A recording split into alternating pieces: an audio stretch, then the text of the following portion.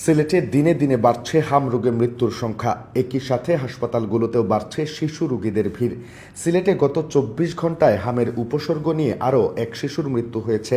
সব মিলিয়ে সিলেটে এ পর্যন্ত ৫৮ জন শিশুর মৃত্যু হয়েছে। এর মধ্যে সরাসরি হাম রোগে মারা গেছেন ৪ জন, আর বাকিরা উপসর্গ নিয়ে। শুক্রবার বিষয়টি নিশ্চিত করেছে বিভাগীয় স্বাস্থ্য অধিদপ্তর। মারা যাওয়া শিশু আরিম সুনামগঞ্জ জেলার ছাতকের বাসিন্দা।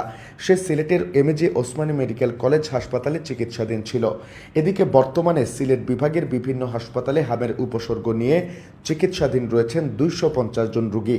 গত ২৪ ঘন্টায় ল্যাবরেটরি পরীক্ষায় নতুন করে কোনো রোগ শনাক্ত না হলেও এই সময়ে ১৮ জন সন্দেহজনক রোগী বিভিন্ন হাসপাতালে ভর্তি হয়েছেন।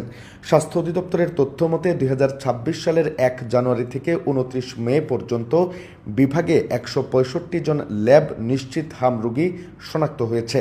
এর মধ্যে হবিগঞ্জে ২১ জনের মধ্যে ২ জন রুবেলা, মৌলভীবাজার ১৬, সুনামগঞ্জ ৮৬ ও সিলেট ৪২ জন।